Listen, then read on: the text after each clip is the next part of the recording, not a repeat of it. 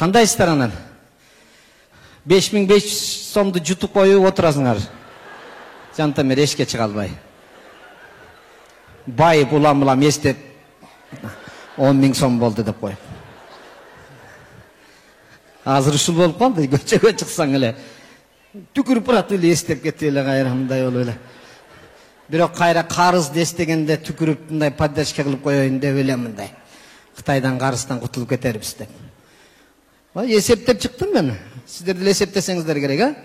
6 миллион кыргыз бирден түкүрсө 5500 сомдон 30 миллиард сом болот экен. 30 миллиард сом, ал 475 миң доллар болот экен, жарым миллион. Ошондо 3төн түкүрсө кутулат экенбиз 1,5 миллиарддан. Давай поддержка кылалы өкмөткө. Кандай дейсиздер?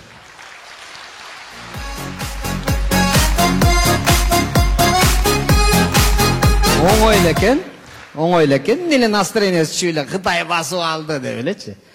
3төн түкүрөлү дагы 4-сүнө ошо келген кытайларга түкүрүп туруп айдайын наргөстү.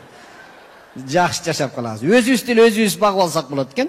Андан кийин пенсия үчүн деп бир түкүрүп коелу. Айлык үчүн деп түкүрүп, кайсы мекеменин айлыгы аз болуп барса ошонукуна барып түкүрүп туруп эле көтөрүп. Азыр акчаны тергеп калдык, акчанын атын айтпай эле. Эме бир түкүрүп берип турасыңбы, коноктосуп алайын дедим эле. Кайра 2 түкүрүп берем. Депти беле кайра сон нерсе берип аткансыз. Квартираң канча десе, бир эле түкүрүк деп. Нарындык таксистер жүрүп кыйкырып. Нарынга чейин 3 киши бир түкүрүк алып кетем. Ушундай болуп калдык да. Сүйлөшсөк эле. Азыр эми түкүрүк деп эле атабыз. Насыбай чеккендер эмне кылат анан? Ошон үчүн насыбай чеккендерди укук коргоочулар азыр закон жасап атыптыр, укугун коргойбуз деп атыптыр. Тамеки чеккендерге курилка болсо, насыбай чеккендерге түкүрилка керек деп атыптыр. Туура да туура, алар кака түкүрмөгүлө. Өкмөт бардык жерге түкүрилка жасап койсун, сүрөтүн тартып койсун, анан айтсын. Эгерде түкүрилканы срочно жасабаса, баткендиктер насыбайды түкүрбөй эле жүтүп кое турган вариантын иштеп чыгаттыр. Жакшы вариант экен тоже. Азыр Баткенге милициялардын ставкасы көтөрүлүп кеттир. Аякта көбүрөөк түкүрөт экен, ошол жактан шабашка көп болот экен. Ошол жака кетебиз деп сүйүнүшүп атышат экен. Кызык эле окуялар болуп атышат. Мен ушу коррупционерлердин бетине түкүрбөйсүңөр деп байын тамашалап койсом, кечээ барып бирөө ак үйдүн алдына түкүрүп чыктады. Андан кийин ичимен ойлонуп калдым, жакшы вариант экен өзү. Ушул моменттен өкмөт пайдаланып, ак үйдүн астына кыдыр экейинен түкүргүч коюп, четине касса коюп койбойбу? Барып түкүрөсүң да кассага акчаны салып коюп кетип кала бересиң. Поддержка деп туруп. Дагы бир варианты бар. Аны да айтып койгон эртең ошону кылып бербес экен. Ак үйдүн алдына барып туруп, бизди ушул жагдайга алып келген коррупционерлердин сүрөтүн илип ошого түкүрүп туруп, анан биягына кайра кассага салып коюш керек да. Ошондой жалаң.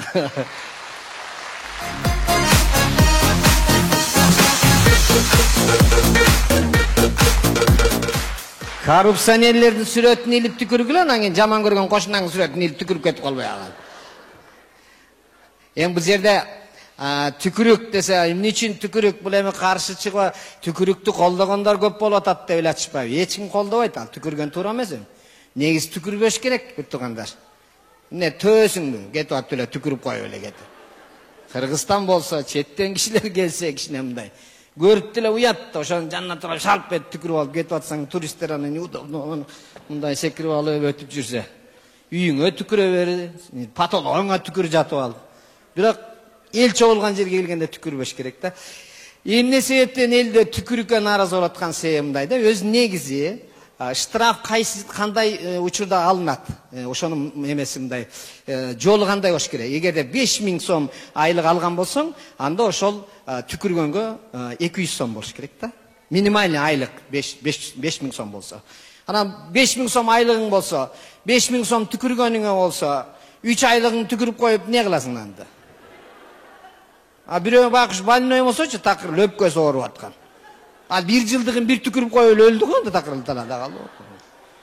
Азыраак болсо да бир жөн тура, 200 сом, 300 сом болсо түкүргөн сайын бере бер, биериңде калып калат, коем уяттан түкүрбөй эле коеюн деп.